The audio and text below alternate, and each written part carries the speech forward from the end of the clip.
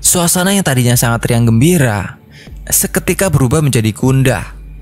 Karena setelah dicek ke tempat Sunny pipis, ia tidak ada. Selamat malam, selamat siang, atau selamat pagi. Balik lagi dengan gua Dito di channel Mahasiswa Siluman. Bagaimana nih kabar kalian? Semoga kalian dalam kondisi sehat dan baik-baik saja. Dan terima kasih karena masih setia mendengarkan cerita dari kami. 4 tahun hilang di Gunung Salak. Kisah nyata. Kali ini gue bakal menceritakan kisah mistis seorang pendaki perempuan bernama Sunny. Dia hilang di Gunung Salak pada tahun 1979 setelah dia izin pipis, dan baru ditemukan setelah 4 tahun berlalu pada tahun 1983 dengan kondisi Sunny seperti perawakan orang gila dengan rambut gimbal dan pakaian compang-camping. Sunny ditemukan oleh penjual tape, dan lokasi ditemukannya ratusan kilometer dari posisi awal di Gunung Salak. Saat hilang, Sunny mengaku mengikuti rombongan yang menyerupai teman-temannya, namun sedikit janggal karena teman-temannya lebih pendiam. Jadi seperti apa kisah Sunny saat hilang di Gunung Salak? Kita langsung saja ke cerita. Tapi sebelum lanjut, jangan lupa untuk like, share, dan subscribe channel ini, dan aktifkan notifikasinya biar kita lebih semangat untuk membuat konten-konten berikutnya. Pasang earphone-mu, siapkan tempat dan posisi yang nyaman, dan selamat mendengarkan.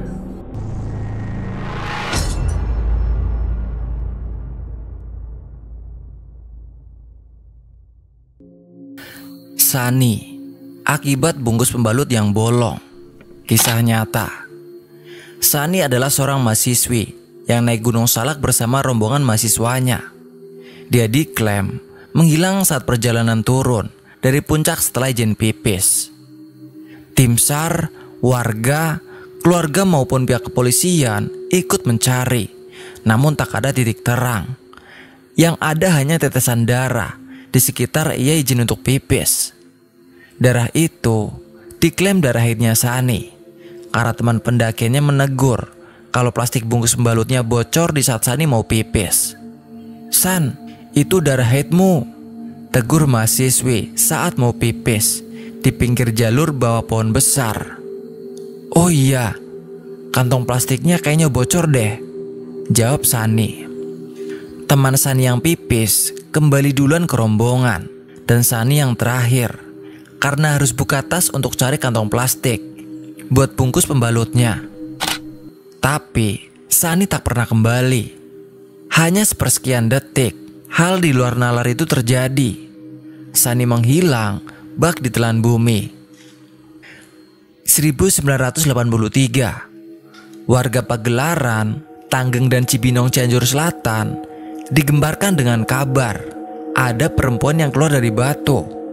Nama batunya adalah Batu Iyo, pinggir jalan daerah Gunung Subang Tanggeng. Dan perempuan tersebut adalah Sunny. Rambut gimbal seperti hantu, baju menempel dengan kulit seakan sahabat tidak mandi. Sedikit penjelasan. Jarak Gunung Subang Tanggeng dan Gunung Salak ratusan kilometer jaraknya. Jadi bagaimana kisah Sunny? Kita langsung saja ke cerita. Sunny adalah seorang mahasiswi di salah satu universitas di Jakarta. Kegiatan Sunny di saat libur kuliah adalah mendaki gunung bersama teman-teman mahasiswanya. Kebetulan di suatu bulan di tahun itu, kuliah libur cukup panjang. Sunny bersama teman-teman memutuskan untuk mendaki Gunung Salak. Sedikit penjelasan. Pendakian kali ini terjadi di tahun 1979. Gunung yang didaki itu adalah Gunung Salak. Kurang lebih 10 orang lebih yang mengikuti pendakian.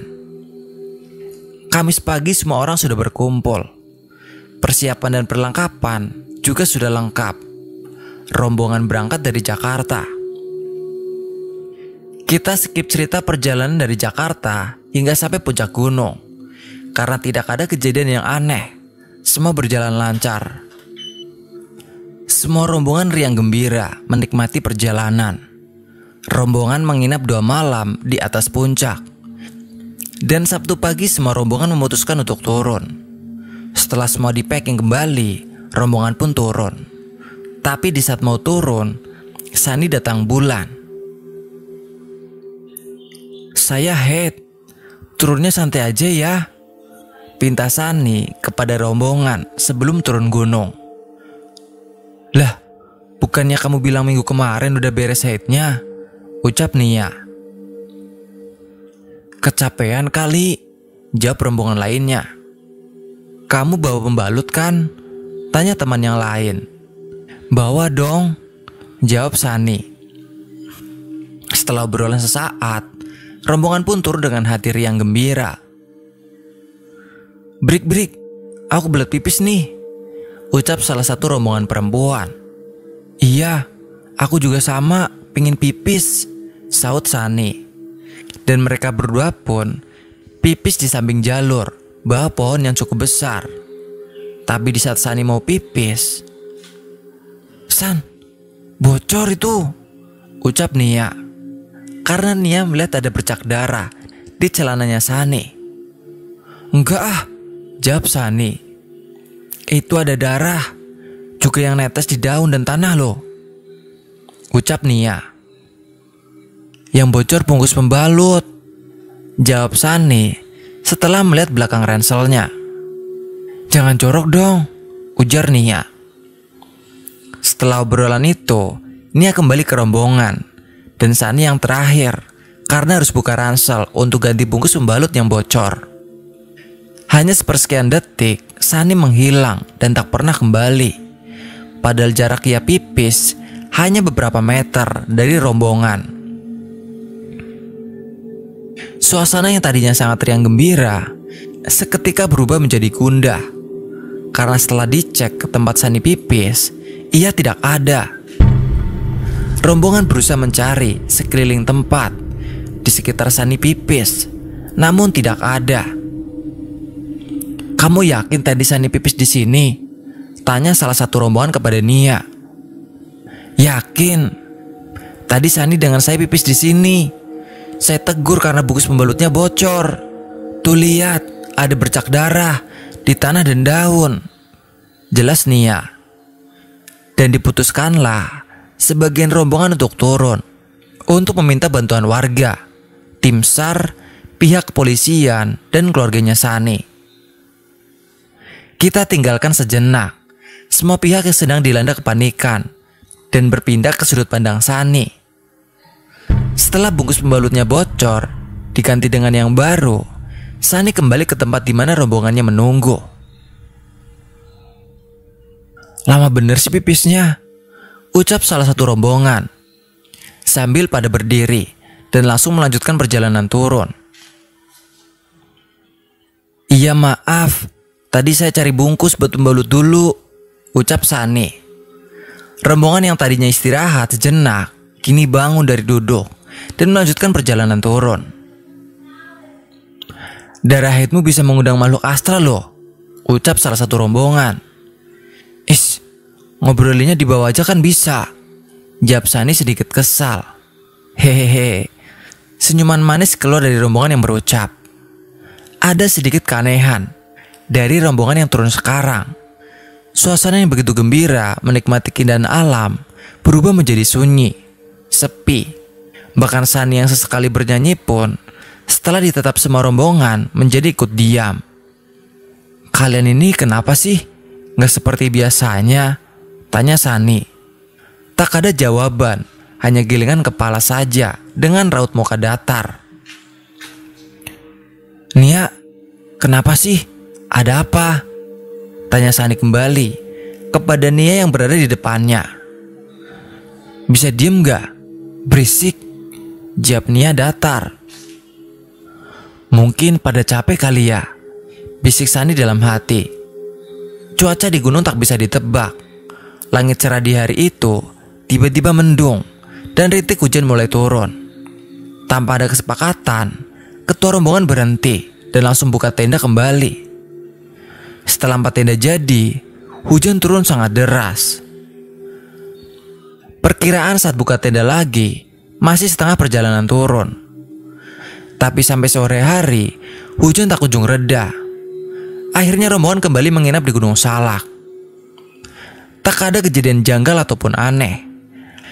Hanya saja dari segi raut wajah, yang sebelumnya Sani Pipis sangat riang gembira, kini berubah menjadi sunyi sekali. Bahkan, sahabat dekatnya pun, Nia menjadi sangat pendiam. Malam pun berganti pagi. Tenda pun dibongkar kembali. Rombongan Sani pun melanjutkan perjalanan turun. Dan akhirnya, rombongan sampai di kaki Gunung Salak. Perkebunan dan rumah penduduk sudah terlihat. Namun ketua rombongan memilih jalur turun yang berbeda di saat sudah mau sampai perkampungan. "Bukannya jalur tempat kita menyimpan kendaraan lewat sini ya?" tanya Sani. "Jalur sini jauh lebih cepat. Ada warung makannya juga," jawab ketua rombongan. "Takut amat. Tuh rumah penduduk sudah terlihat, jadi gak bakalan nyasar," jawab salah satu rombongan. "Bicaranya biasa aja dong. Pendakian kali ini sangat membosankan," ucap Sani. Singkat cerita, sampailah semua rombongan di bawah, dan tempat di mana mereka turun adalah jalan raya. "San, itu ada penjual tape. Kamu beli gih," ucap ketua rombongan. "Kenapa harus saya? Males ah," jawab Sani. "Nurut aja, bisa kan? Apa gak punya uang?" jawab ketua rombongan. Dan akhirnya dengan terpaksa, Sani turun ke jalan untuk membeli tape. "Mang, tape. Sini beli tapenya," pinta Sani yang mencegat si Amang tape. Anehnya, bukannya senang ada yang beli. Si Amang tape malah mundur perlahan dan hendak lari. "Mang, beli tapenya, jangan pergi. Saya dari rombongan mau beli," ucap Sani sambil menunjuk ke arah rombongannya. Tapi di saat Sani mau menuju ke tempat di mana rombongannya berada, mereka tiba-tiba tidak ada. Dan di saat itu pula, Sani melihat fisiknya sendiri. Rambutnya menjadi sangat gimbal, baju sangat kusut, dan banyak juga yang robek. Badannya tercium sangat bau, seakan sudah tidak lama mandi. "Astagfirullah, saya kenapa?" teriak Sani terduduk sambil menangis sesenggukan. Si Amang penjual tape yang tadinya hendak lari karena sangat takut melihat fisik Sani, seakan melihat hantu yang menampakkan dirinya. Rambut gimbal, wajah kusam gelap, pakaian compang-camping. Terlebih karena Sani keluar dari dalam batu berukuran cukup besar yang ada di pinggiran jalan raya. Rasa takut pun berubah jadi penasaran dan kasihan melihat tingkah dan tangisan Sani. Setelah mengumpulkan keberanian, tanggungan tape ia simpan di pinggir jalan, kemudian mendekati Sani dengan perlahan. "Mang, saya kenapa? Padahal tadi sebelum beli tape saya tidak apa-apa. Dan kemana rombongan saya? Mengapa mereka meninggalkan saya?" ucap Sani kepada si Amang penjual tape. "Emang Neng dari mana? Dan mau kemana?" tanya penjual tape. "Saya itu habis naik Gunung Salak Bogor, Pak," jawab Sani sambil menangis. "Astagfirullahalazim. Sudah, ikut Bapak ke rumah," ajak si bapak penjual tape.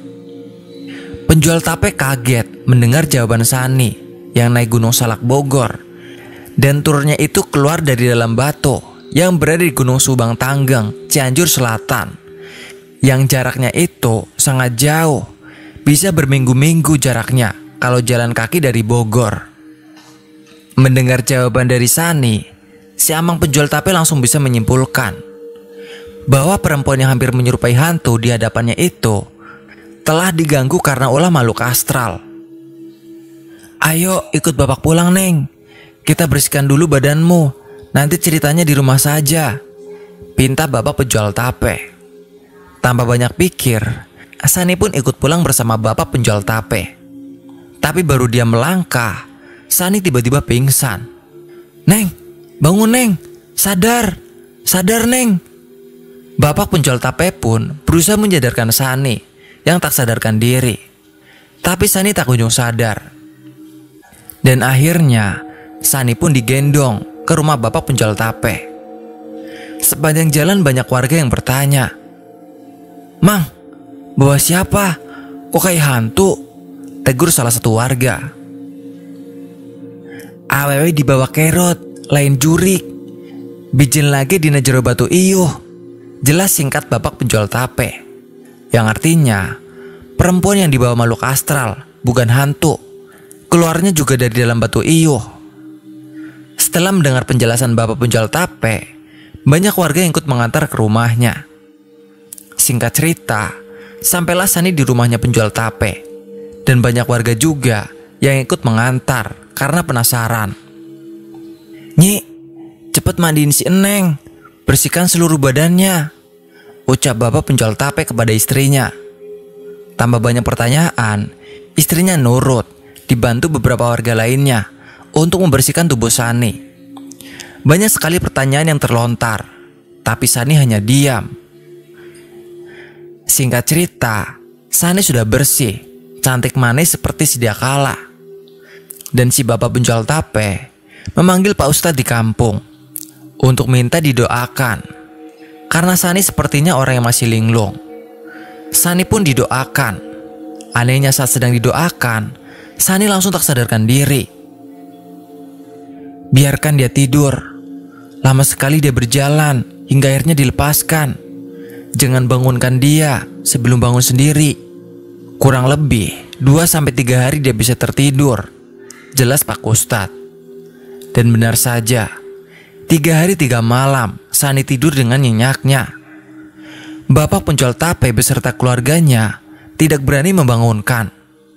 Hanya saja, banyak sekali warga di kampung Tanggang Pagelaran Cibinong yang datang berkunjung untuk sekedar memastikan kabar seorang perempuan yang keluar dari dalam batu iyuh. Dan ternyata memang benar adanya. Kemudian setelah merasa sehat kembali, Sani meminta untuk pulang. "Pak, saya mau pulang ya. Kangen rumah, rindu orang tua," pinta Sani kepada bapak penjual tape.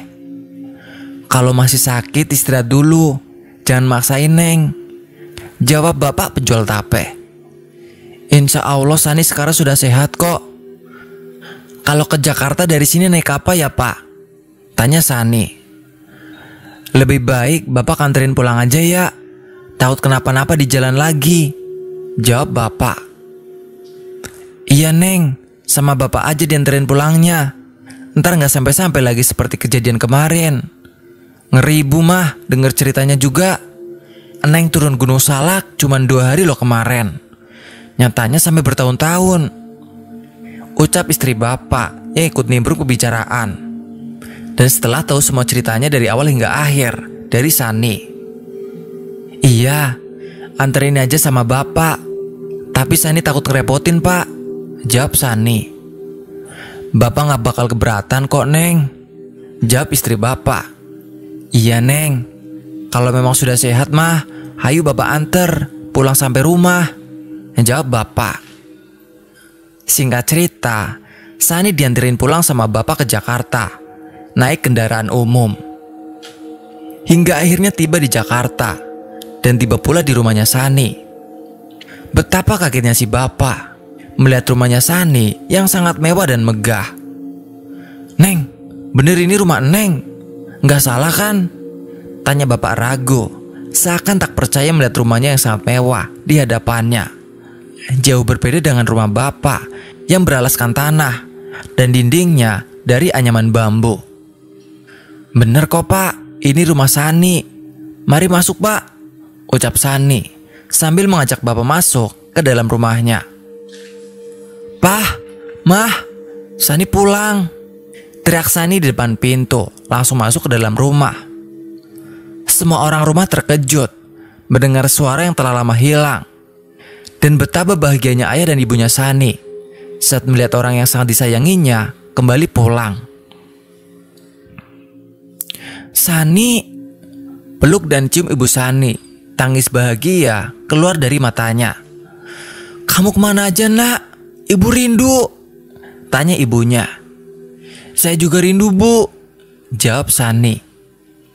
Singkat cerita, setelah puas melepaskan kerinduan, diceritakanlah semua kejadian dari awal hingga akhir. Tangis haru keluar dari mata ayah dan ibunya mendengarkan cerita dari Sani, dan sangat berterima kasih kepada bapak penjual tape yang menemukan, mengurus, dan juga mengantarkan Sani sampai pulang karena khawatir takut tidak sampai di rumah. Singkat cerita, setelah beberapa hari istirahat di rumahnya Sani, bapak penjual tape pun pamit pulang. Dan seakan ingin berterima kasih atas semua jasanya, Sani dan keluarganya pun mengantarkan pulang. Hingga akhirnya sampai kembali di rumah bapak penjual tape. Sang ayah dan ibunya Sani membantu untuk membangunkan rumah yang mewah sebagai tanda terima kasih kepada bapak yang telah membantu Sani pulang. Semua bahagia, Sani kembali pulang. Bapak penjual tape pun berhenti jualan dan kini punya usaha lain, dan rumahnya telah dibangun ulang dan menjadi lebih bagus sekarang. Tamat. Sekian cerita ini. Terima kasih.